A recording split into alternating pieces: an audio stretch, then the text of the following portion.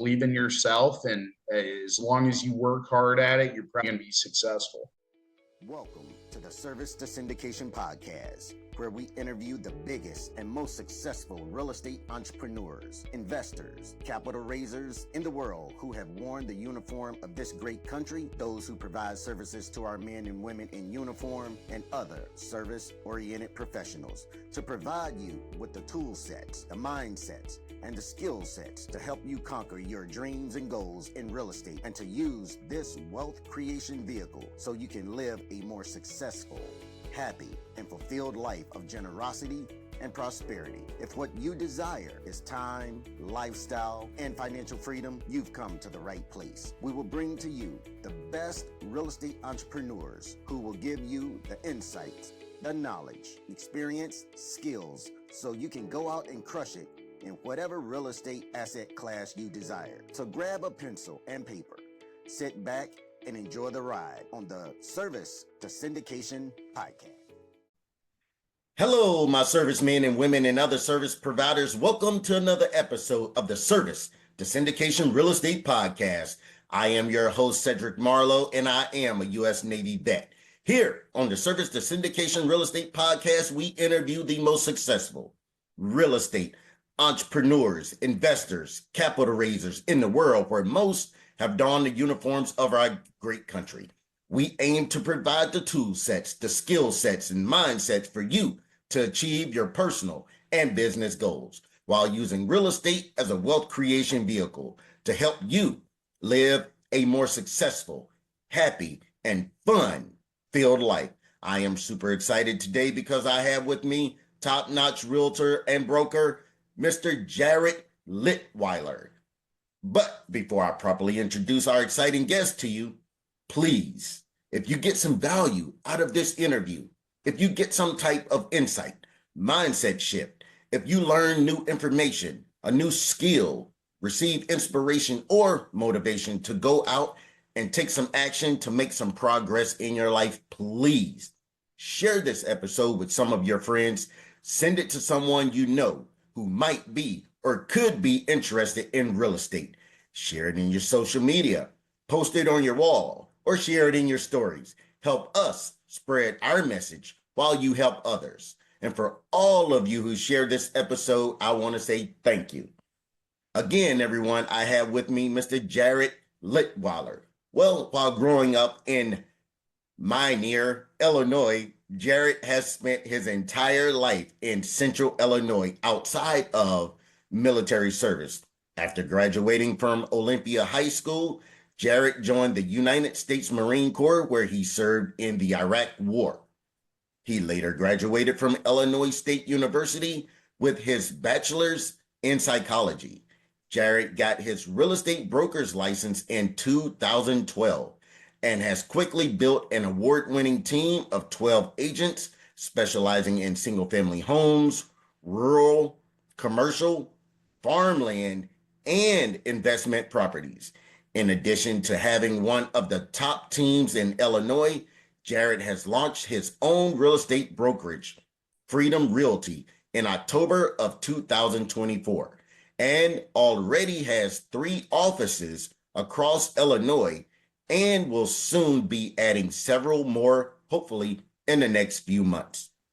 Jarrett has plans to start moving Freedom Realty into other states as early as next year, including Tennessee and Florida, and hopes to eventually franchise Freedom Realty and someday have offices all over the country, helping other realtors become successful through systems he has developed and over the years running his real estate team. Besides selling thousands of homes to clients, Jarrett has also built up a large rental real estate portfolio of around 150 units and is in the process of launching a property management company to manage rentals for clients, all as well as his own. All right, Jarrett, again, welcome. The first thing that I like to do with my guests is have them to pretty much summarize the real estate journey in 75 seconds or less, and we'll start to unravel a lot of that. Okay. yeah, I got into it. Well, I got into real estate in like 2008, and after the market kind of crashed, and started investing. Got licensed in 2012, and it's the best thing I've ever done as far as enjoying what you do, and unlimited possibilities to be successful. So Yeah, great, great. All right. So you started out as a realtor, now you're a broker. mhm. You're building a business, so you're entrepreneur. And let's not forget the most important job being a husband and father. Yeah, Where do you find the time?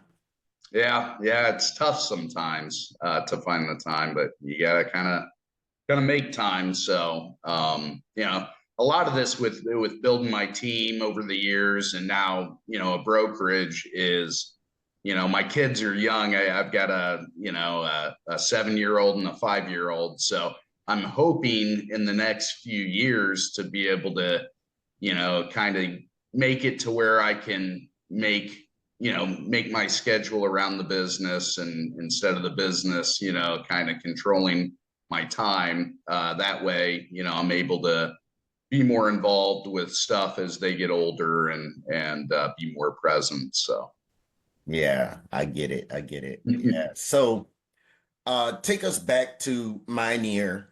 Mhm. What was life like growing up in Central Illinois, and how did that environment shape who you are today? Yeah.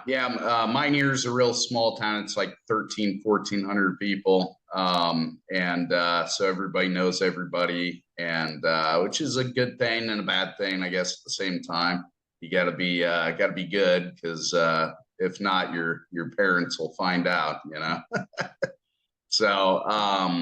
So yeah, I think it's really humbled me, and yeah, it taught me a lot of like values in life, and you know things move at a slower pace in the small towns and stuff, but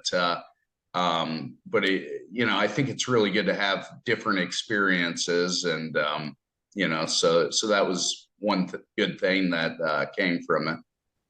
Yeah, I agree.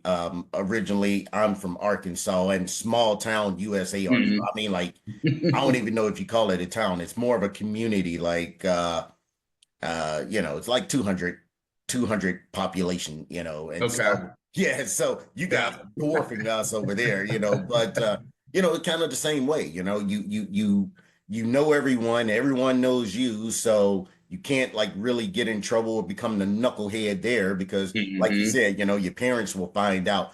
But at the same time, I feel like that has thrust me into becoming a better person, and wanting to see, as you look at these metropolis, you probably looked at Chicago bright eyed and like, okay, wow, that's great. That's awesome. How do people thrive? And that's kind of like how I've looked at life myself. How do people thrive in these bigger cities, inner cities, and things like that? And I think it's really helped me to become a better person, and definitely look for other avenues to move myself forward in life. Yeah, absolutely. Yeah. So, what inspired you to join the United States Marine Corps, and how did your military experience, especially serving in Iraq, impact your mindset and approach to business? Yeah, the main reason I joined the Marine Corps was, I was like, I guess, a junior in high school in '03 when the war started and everything, in Iraq, and so I went ahead and I enlisted my junior year of high school because I was kind of old for my class, so I was already 18.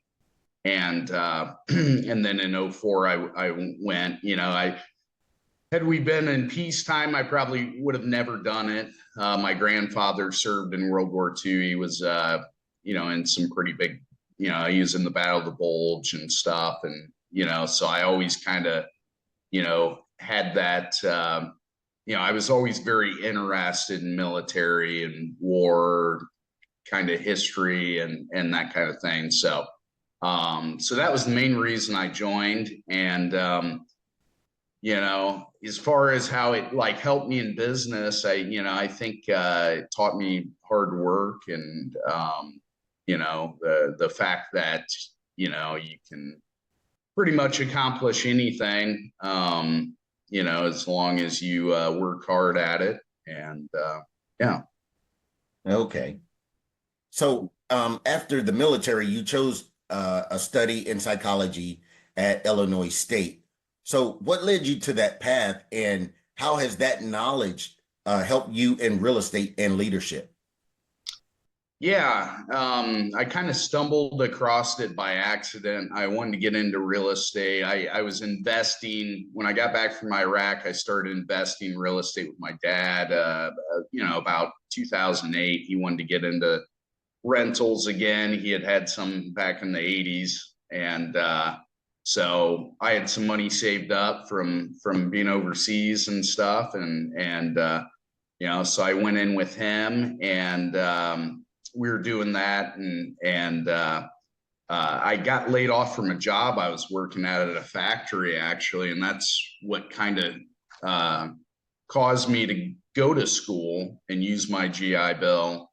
And I changed my major a couple times. It was like, I wanted to do criminal justice and then business, and I ended up taking a psychology class, and I'm like, yeah, this is pretty cool. I could do this, So, but yeah, as far as the skills I learned in psychology, I think a lot of it's just like, how to relate to people, how to communicate, get people to kind of trust you and feel confident that you're going to be able to help them. I probably use some of the skills I learned in negotiations on real estate transactions, that kind of thing. But, it's a relationship business, real estate is. And, so I definitely feel like I took away some skills from my background in psychology. Okay. So, wow, 2008. What a time to get into real estate. Yeah. That's during the housing crisis. Yes. People would Yeah. have been running the other way, Yeah. and you and your father decided to dive head first into it. How was those first couple of years, 2008, say 2009, when you guys were just getting back into it? Yeah. Yeah. So, it was kind of crazy. I wanted to get my real estate license, but everybody was getting out of the business, obviously. So, and they weren't even offering classes at that time in my area for, real estate, uh, uh, for people to get into real estate. But, yeah, I mean, we kind of saw it as an opportunity, obviously real estate's like the stock market, it ebbs and flows. And, when things go down, it's a buying opportunity. And, so that's how we treated it. Getting financing sometimes was an issue. We were trying to buy a big 16 unit building. I remember we had a real hard time finding somebody that wanted to loan us the money for it. And luckily there was a struggling bank that ended up going out of business right after they closed on the deal with us, but they were pretty eager to run it through their system pretty quick. So we kind of lucked out there. So, Yeah, that's great. That was great timing on you guys. yeah, yeah, yeah.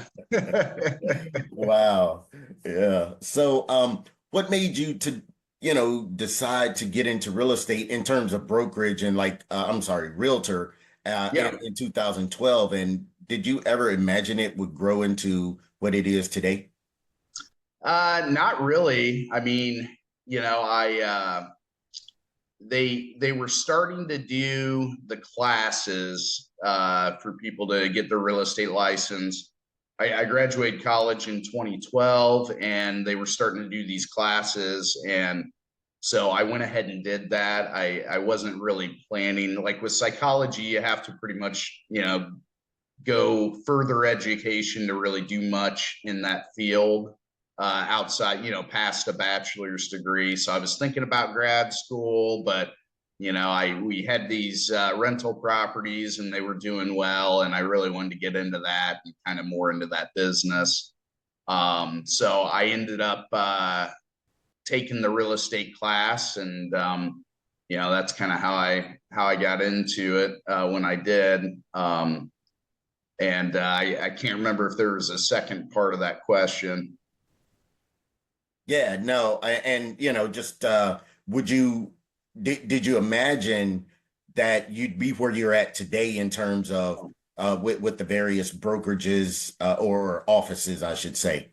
Yeah, no, I mean, when I got into it, I was just trying to, save money and find the best deals for my rental business. I had no idea. I remember talking to my dad about it, and he's like, "Yeah, I think if you break even in your second or third year, that's pretty good, and I ended up doing, well beyond that my first year. So, yeah, I had no idea it was gonna be be such a big part of my life when I got into it. But I finally found something I was pretty good at, so I'm like, all right, let's keep rolling with this. So Okay. So did you go full time in real as a realtor right yeah. away, or did you have a second job or something? Well, I think I was still working like bartending, doing security at some bars. I think I was maybe still doing that in the very, very beginning, but it was, part-time. But I pretty much went into real estate full time, and I was a solo agent. I wasn't on a team, but I started, trying to meet with a lot of the veteran agents and pick their brain and help them. I had quite a few agents I would help do stuff that were doing like foreclosure properties. I'd go around taking pictures of them and driving all over the place, and doing open houses, that kind of thing. So yeah, I just kind of jumped right in. Okay. All right. So building an award-winning team of 12 agents is no small feat. So what's been your approach to attracting, training, and retaining talent? Yeah. So yeah, I kind of, I got licensed towards the end of 2012. I probably hadn't my first my first agent on my team probably the following year, and an admin person. So I kind of jumped right into it, building a team up. The I think the biggest thing in the beginning, it was tough because you're brand new, so it's like, what do you have to offer? Obviously I was doing really well with it, but I mainly focused on other brand new agents, that you know so in the beginning, most of my real estate agents, probably till like 2016, started with me. So I would help them get their license. A lot of times I'd loan them the money to get their license and join the board and stuff, and just have them pay me back as they had deals and stuff like that. So yeah, offering a good split, has always been something, that really helps. And then as I gained experience and I gained kind of knowledge in the business, then I was able to kind of leverage that to get good experienced agents to join as well. And so yeah, it's gone pretty well. I'm not a very good recruiter. I could definitely learn and try to develop better skills for recruiting. But when you got a good product that you're selling people, it makes it kind of easy. So I feel like I've always had something pretty good to offer, as far as splits, as far as experience, knowledge to pass on, assistance, that kind of thing. Yeah, I agree with you on that. With you just stepping up, like you say, loaning people the money to Mm-hmm. take the test. I mean, that right there, as an employee or as someone who wants to join your team, that shows a lot to me and would make Yeah. me, value being on such a team that someone would do that, because a Right. lot of Right. times most people are not going to do that because Yeah. because literally, you could pass the test and run the other way. Yeah. Right. You Right. don't, you Yeah. don't necessarily have to join your Yeah. team. Yeah. Yeah. Yeah. And I probably, I got burned probably a handful of times with people that did things like that or just couldn't, just didn't follow through with it. And then I was out that money for the class and everything. But, you take the good with the bad and hopefully the good outweighs the bad. But yeah, I had to, be creative. But yeah, that's the hardest part. People getting started in the business is, it takes a little bit of money. You got to pay for the class. You got to usually pay a one-time fee to join a board, which is usually, 1,000 plus. Mhm. And so it costs some money. So if you don't have money saved up, it's really hard unless you have an opportunity, so that's what I tried to provide to people, an opportunity to get some assistance, to get going with it. So. Got it. All right. So your team covers a wide range of real estate from, single family to commercial farmland and investment properties. How do you manage and maintain expertise across those different sectors? Yeah. The big thing with experience, it's really not the number of years you've been doing it, but the number of transactions you had in this business. And so if I don't know something very well, I try to really learn it by talking to people, getting into it. You got to go out and get experience, before you can, so you got to start somewhere. So, I really just kind of focused on, you know, uh, talking to other real estate agents and brokers and, learning as much as I could from them, trying to team up on some transactions that were, maybe a little outside of my comfort zone, with my experience, and learn the business with these other fields of real estate. So that kind of helped me grow the knowledge that I have in all those different areas. And then now that, I'm team leader and broker owner, I try to really, we do classes teaching the agents, we call them lunch and learns, where we grab some food, bring it into the office, we sit around the conference table and, just try to do trainings on different things that they might run into, or try to develop different skill sets that they might not have yet, and try to help in any way we can. So Okay. So launching Freedom Realty in October of 2024 was a big move. What yeah. inspired the name and the vision behind the brokerage? Yeah. The name, I was playing around with different things, and I just kept coming back to freedom. I feel like, whether it's, kind of a patriotic thing. I mean, that was probably more so what it was intended for, being military, and a lot of the agents on my team are also military. I got some Army guys, some Marines. I don't think I got anybody in the Navy yet. You were Navy, right? Yes, Yeah. I was. Yeah. But yeah. So yeah, mainly kind of a patriotic sense there. I wanted to, do the whole, have the flag out front and stuff, and have that kind of be a part of it.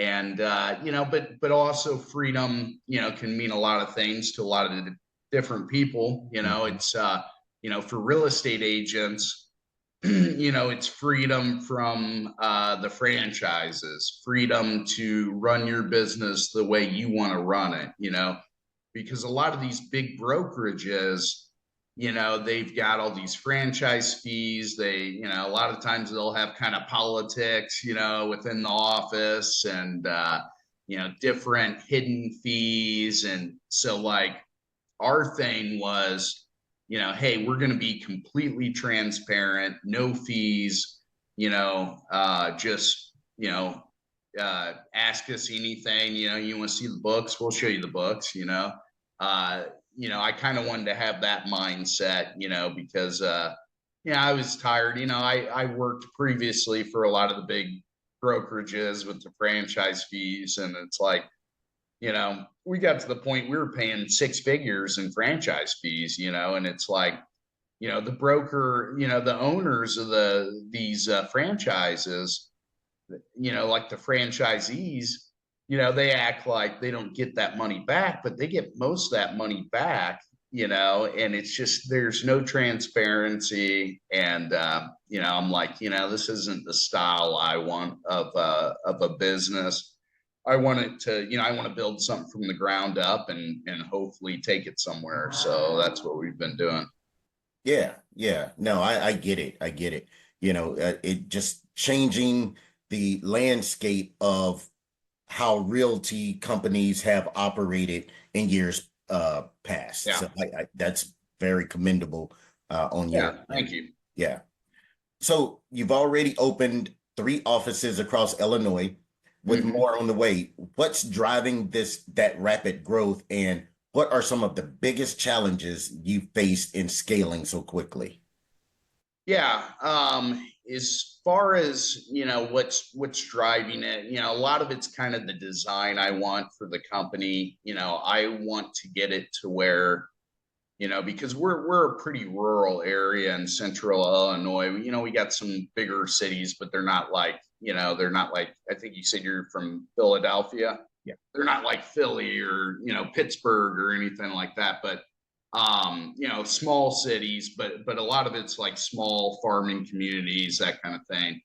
And so a lot of our agents, we sell houses in all these different towns. Well, having a small town business is a big deal for a lot of these people. And so having, a sign up on Main Street in this small town and being, all of a sudden you're a local company. So, and people try to support that, I think the veteran owned, we kind of have that in our, some of our marketing and stuff. And I think people really like to support veterans.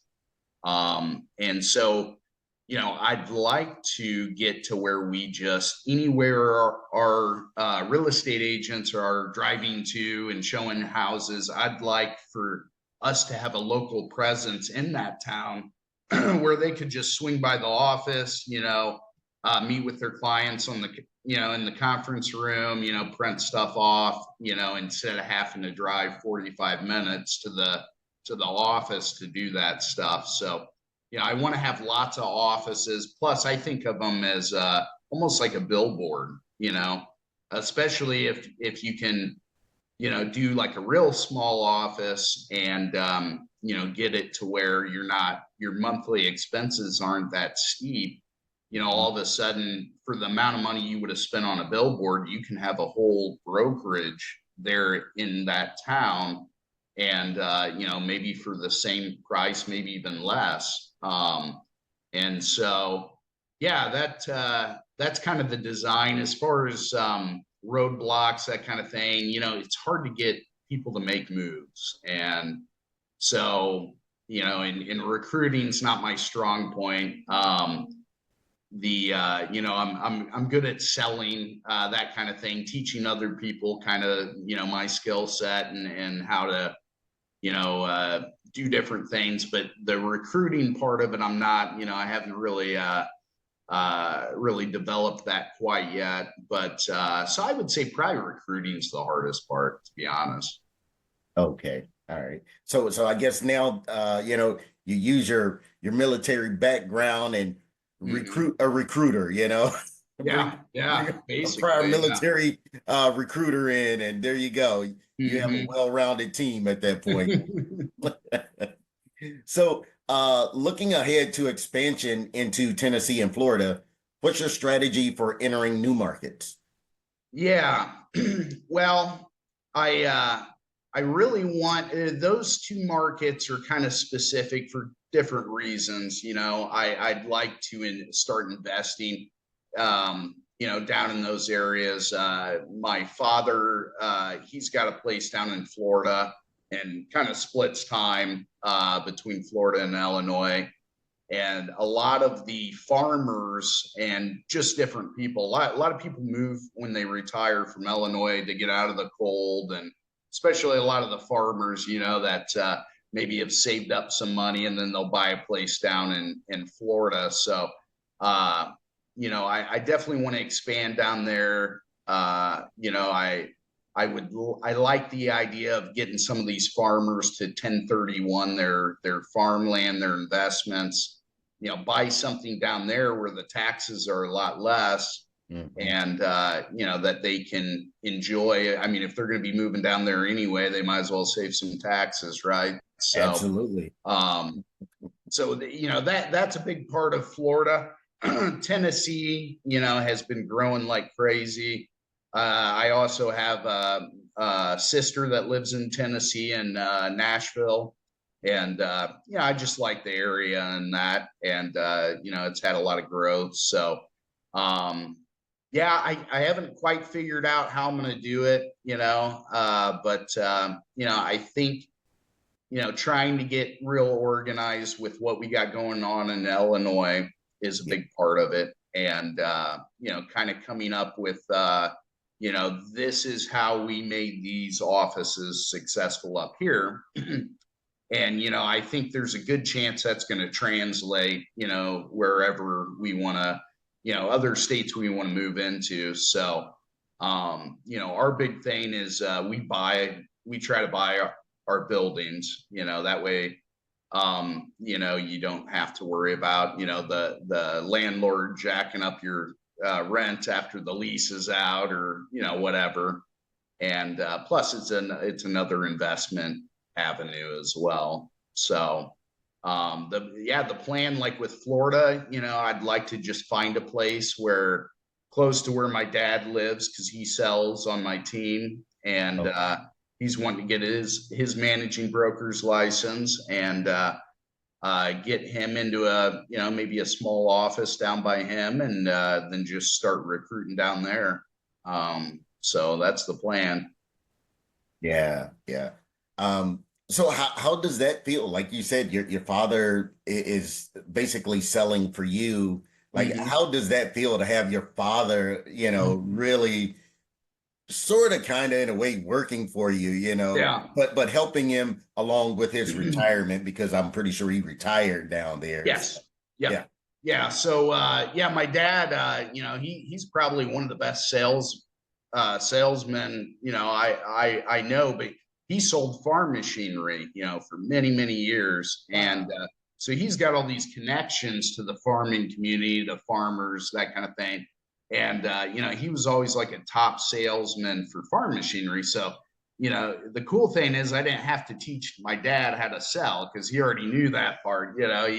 He's got a lot more experience than I do in that. It's just the product he's selling, And at first, dad's been with me probably, I think he's been licensed 6 or 7 years. So, now it's just, I'm so used to it. But in the beginning, it was probably a little weird, kind of being, in some way kind of like his boss. But, we're all independent contractors. So it's not like the same as like, a hourly employee or something. But, right.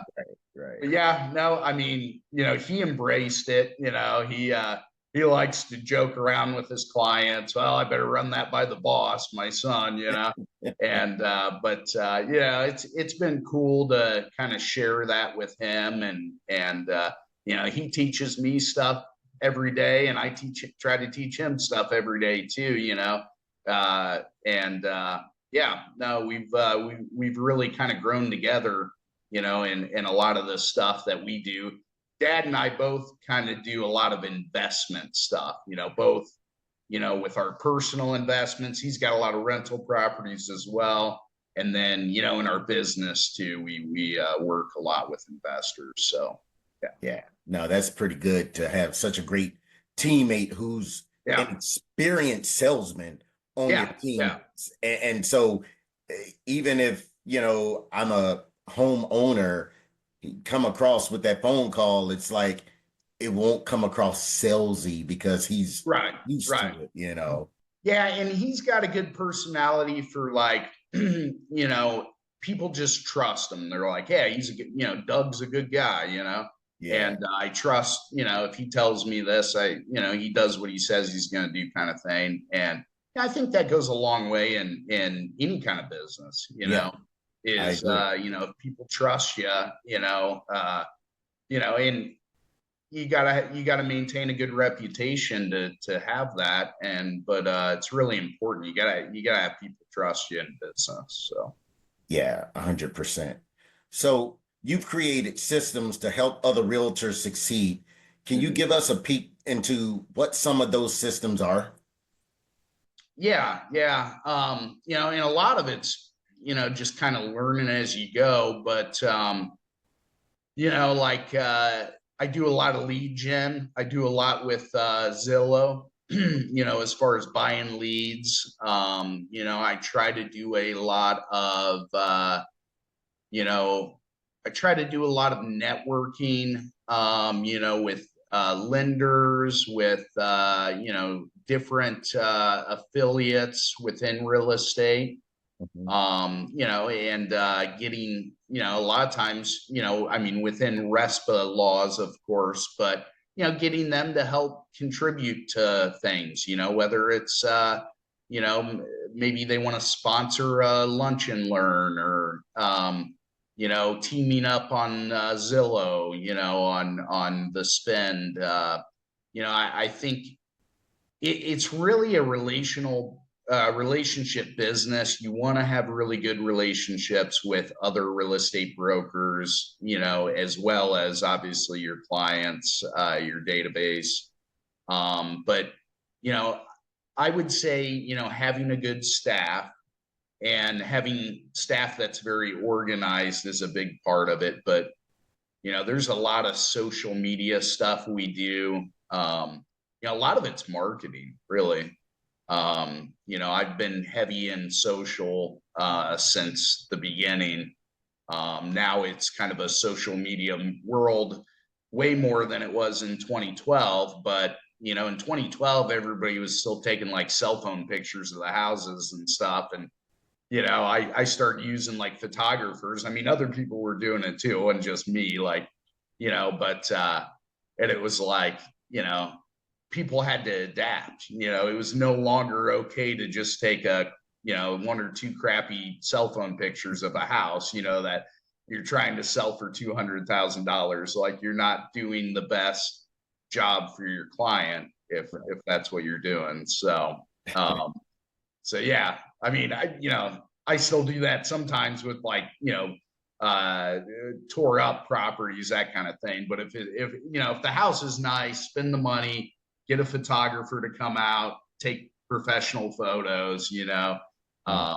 that kind of thing. But yeah, I mean, that's a lot of it. We do a lot of training, we do a lot with social media, and a lot of lead generation.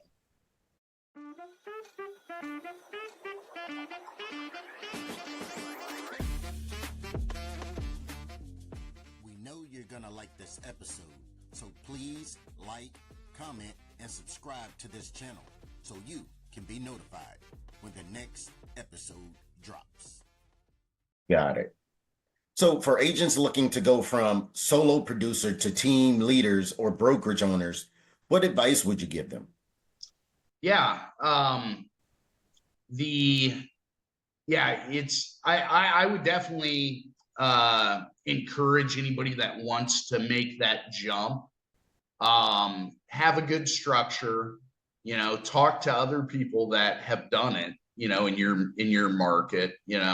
I mean, people can always reach out to me. You can find my number if you Google me.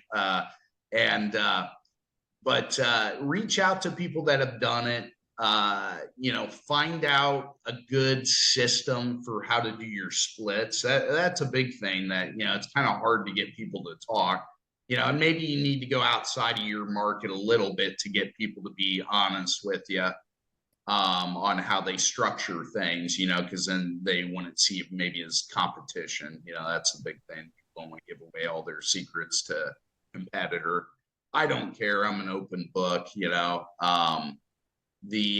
but I would say having, creating good systems, you got to have a good admin, and if you're not ready for an admin, get one anyway, because you will be, if you want to grow, do that ahead of time, hire somebody. Yeah, coming up with good systems and talking to people, that's the big thing. Yeah, I totally agree with about the admin, Mm-hmm. if you don't think you're there yet, hire one anyway, because Yeah. I've had to do that in my own business, Mm-hmm. because sooner or later, like you can't do everything yourself, Well, and and by the time you need one, you're not going to have time to interview them and find them and so it's better to do it when you're not busy at all. Like I hired a staff person like right away, and everybody's going, "What are you doing, Jared?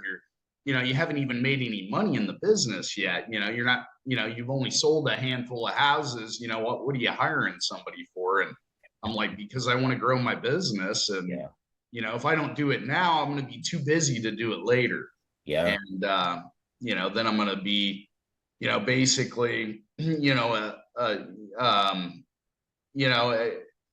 you can't do everything. You got to let some of that stuff go and let other people help you. And it's something I still struggle with. I try to do too much, but, you know, um, you really got to let go of some of that and let people help you, because otherwise you're going to work yourself to death and not, agreed.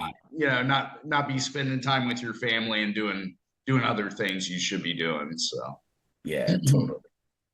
Now, what do you believe sets Freedom Realty apart from other brokerages, both for agents and clients? yeah, we've got, as far as for agents, we've got much better splits than a lot of companies. I've seen some companies have better splits for certain things, maybe solo agents, maybe they're just a tad cheaper, but not much. In my market, it might be different in another area, but for the most part, we're close to being the cheapest in our market. And for teams, we are definitely the cheapest. Nobody offers, the type of team package that we do. And basically, I'm very transparent with people. This is what my team pays, and so you got your individual cap, and then I just tack on $4,000 extra per year per agent for the first three that join you, and then after that it's only 3,000 a year. So it's really a good deal. Nobody in my market's offering that. So so far we haven't really recruited any teams though, but I'm hoping to do that soon, because with teams you get a lot of experience, a lot of volume, and a lot of listings, so that's definitely good. But I think just being honest with people, being available when they got questions, that kind of thing. Most people aren't used to that from the brokerage owners or the managing broker even. And then as far as clients, we don't go after, we won't bring somebody on unless they are honest. There's different qualities we look for in a real estate agent. We want somebody, they don't have to be a huge top producer, but they need to, be taking it seriously. And real estate has to be somewhat of a priority, in their business. But they don't have to be a top producer. But we want people with experience or willing to learn and gain that experience. And then honesty, integrity, those are all big parts. We won't bring somebody on if they're not a good fit. Sometimes we have to turn people down, and that's okay. One person can really, in any business, can really ruin a reputation really fast, and so we're not willing to go down that road with anybody that we think there's risk there for that to happen. So I think anybody that hires our company, they know they're going to get a lot of experience, and, honest, trustworthy, hardworking person, to help them, buy or sell. And, so, yeah. Okay. You've built up an impressive rental portfolio of around 150 units. Yeah. What was your strategy for scaling that side of your business? Yeah, I started doing that in about 2008. I got into it with my dad. And I had some money saved up from being in Iraq. You can't really spend any money over there. So, I saved up a little bit of money to help with like down payments, that kind of thing. A big part of my development, and I was doing this with my dad too, is we were getting, note backs, and we were doing different note backs on down payment. There's a lot of different ways you can get creative with purchasing properties. You don't always have to have the 20% down, because that's a lot of money. But if you can get creative and do some seller contributions, that helps a lot. I try to finance pretty much everything I buy. Sometimes I'll buy cash, but then I'll refinance. Usually I'll fix it up and refi, and pull out. If I can, even pull out more money. That extra equity I built up, and then you get the money for the next down payment. So I try to buy stuff in. I do some speculative things, and it's worked out really, really well. But you got to kind of know how to spot that. But there's lots of stuff you can, people you can talk to kind of figure out that kind of stuff, the speculative stuff. But a lot of it, I try to buy in neighborhoods that I think I can kind of turn around, like, maybe a neighborhood that's doesn't have the best reputation or something, and maybe I can turn that around and keep buying around there to protect my investment and turn that neighborhood around. Get rid of the bad tenants that are scaring people or whatever, and really turn that neighborhood around. I've done that in several different areas, and it's really paid dividends on the investment standpoint. It takes time and it takes a lot of hard work, but that's something that's a great strategy as well. Okay. So what kind of properties do you like to invest in, and are you focusing more on cash flow, appreciation, or a mix of both? A little bit of a mix of both. Right now I really like single family homes. And I've been getting a lot more neighborhood specific. I like to buy things next door, in the neighborhood of other properties that I have. Mm-hmm. So that's something I'm focusing on. And, with launching the real estate brokerage, the company, and I've, I started some other businesses as well that, use commercial property. I've been getting more into commercial as well. I'm trying to scale back on the multifamily. In the beginning, multifamily is great. It's great to cash flow. It's probably, usually your best source of cash flow, but, there's just so many problems. You got to deal with people calling you, and so-and-so's playing their music too loud, that kind of thing. And it's like, I'm trying to simplify my life a little bit, and I'm not going to do that by buying more multifamily apartment buildings and managing them myself. It's just not going to happen. So, I've been scaling back on the multifamily. Cash flow is important, but it's not always the most important. Sometimes I want a property that I can depreciate quickly. That's a big thing. The more you get into investing, depreciation is huge. Yeah. And sometimes I want something, more of a speculative investment, something that I think this area is really gonna, really gonna appreciate at a high level.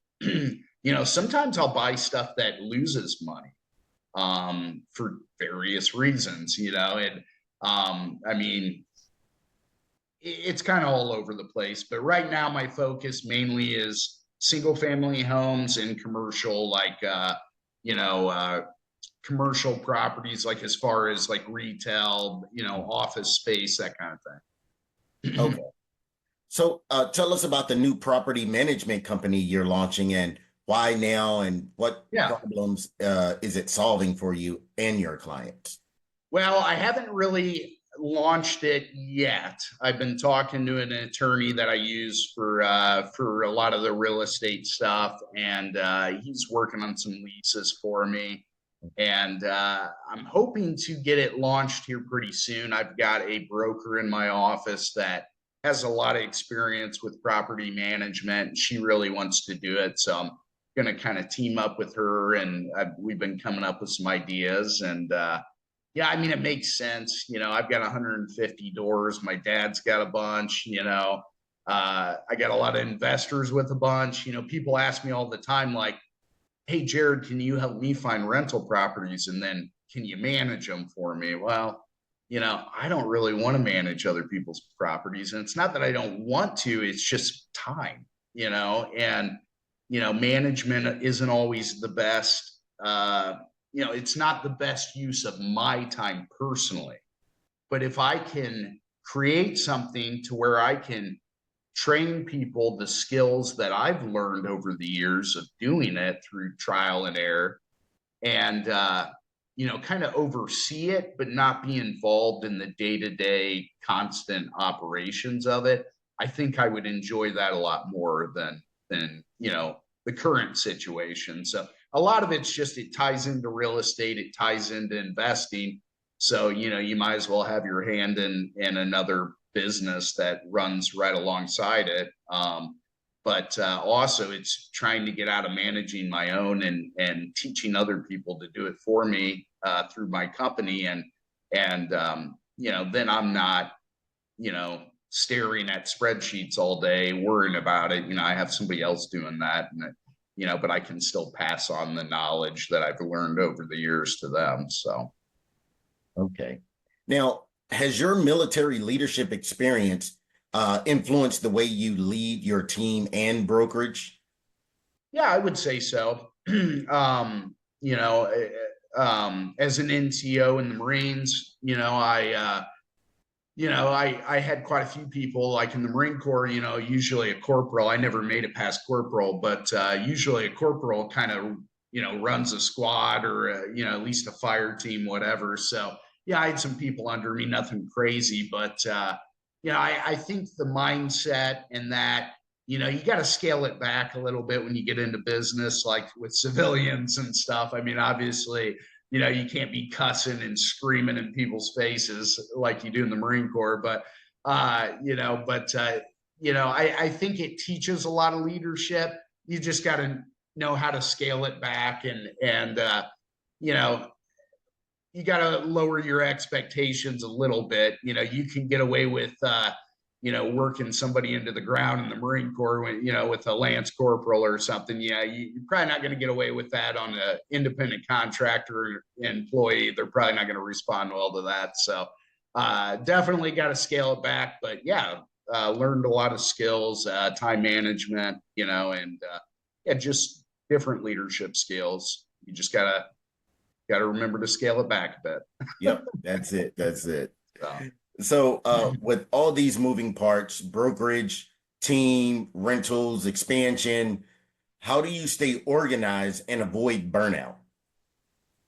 Yeah, that's a tough one.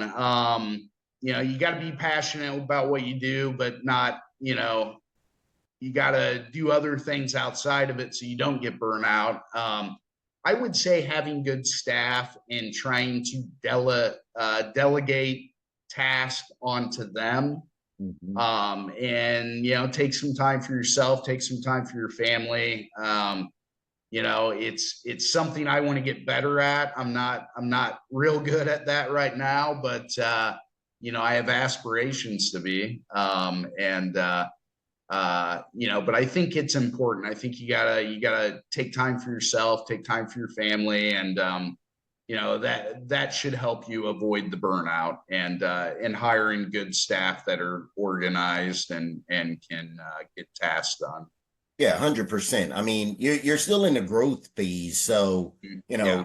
you just have to pick and choose and find some time for yourself, and take a little time away whenever you can. So that's the one thing when you're in that growth phase, you just kind of expect to always be on go.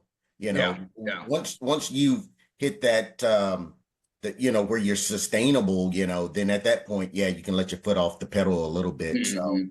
yeah, I Yeah. get it. Yep. Now, what's your vision for Freedom Realty, say 5 to 10 years from now? Yeah, I'd really like to franchise it, which is odd because I don't really like franchises, but uh, one of the things I'm doing with Freedom is right now I'm kind of I'm the sole owner, but I'm hoping to I've never sold shares before, so I gotta get some people that know how to do that stuff and appraise it out, or however I do it. But once we become profitable and stuff here in the near future, I hope to uh, get to where I'm selling off 49% of the company. I still maintaining the majority, but selling off the other shares to anybody that works for Freedom Realty, either as a real estate agent or a staff person who wants to buy into these shares. And at that point, I think for the shareholders, it would be in our best interest to probably take everything we've developed for Freedom Realty and try to maybe franchise it and help other people. I want to be different as a franchise. I don't want to be your typical big franchises. I want to do things a little bit different and set standards too, that if they want to go with this model, you're going to have less fees, but you gotta treat your agents or your staff a certain way, and you got to have certain standards, and be transparent with your numbers, that kind of thing. A different kind of real estate brokerage franchise is what I would hope to build up at some point. Got it. Got it. All right. As we get ready to start wrapping up, I have a few rapid fire questions for you. So, what's one daily habit or routine that keeps you grounded? Uh, that's a tough one. What was the question again? What's one daily habit or routine that keeps you grounded? Uh, Delegating. Okay. Okay. Good. Good. Book or podcast that's made a big impact on your journey? What was that one called? Broke Father, Rich Father, or something like that. It's a book. I know what you're talking about. The Yeah, purple yeah. book. Rich Dad, Poor Dad. I think Yeah, it's Rich called. Dad, Poor Dad. Oh my gosh. Yeah, yeah. That was a good book. Yeah, absolutely. Definitely. Yeah, that's from an investor standpoint, that's almost like the holy grail for investors, that Rich Dad, Poor Dad. It's there for Yeah. everybody. Yeah. So if you could go back to 2012 when you were just starting in real estate, what's one thing you do differently, if you would? Yeah, I don't know if I would. Yeah, I don't think I would do anything differently, because every failure I've had, whether how big, how small, hey, I've learned from it. So I think I would keep everything the same. Nice. I like that. I like that. So what's the best piece of advice you've ever received and who gave it to you? I would say probably I don't know if it's the best piece of advice, but one that sticks out is I had a mentor when I got started in the business, and he said he said, start a Facebook page. And yeah, so that was a pretty good piece of advice. Okay. All right. So, as we start to close out, like I said, what's your message to veterans or anyone else out there thinking about making a big transition or starting a business? I would say do it. Most people think about things and they think about them, but they never do them. So I would say definitely, just go all in and do it. Don't be scared of failure, believe in yourself. And as long as you work hard at it, you're probably going to be successful. I like it. I like it. Well, Jarrett, it has been a blast having you as our guest today. As we Yeah, thanks close for out, having me. please tell our listeners where we can learn more about you, get in touch with you, and learn about all the fabulous things you have going on right now.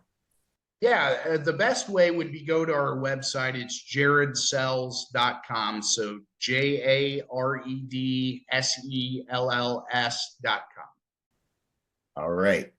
Awesome, Jarrett. Again, I want to thank you for your time today and all the wisdom you have provided to my listeners. It's greatly appreciated.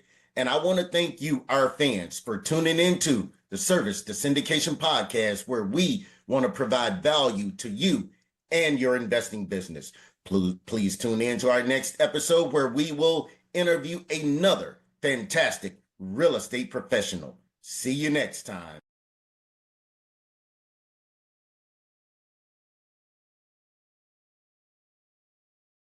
Thanks for listening to the Service to Syndication podcast. We want you to know that we love and appreciate your support, and we are grateful about being a part of your journey to becoming a successful real estate entrepreneur. Please share this episode with a friend who you think will get a lot out of what you just heard. Send it to someone who you know is interested in real estate and dreams of having it all and being the best they can be in all areas of life. And if this was really valuable, share it on your social media stories and timelines. Thank you for watching and listening. Now go be great.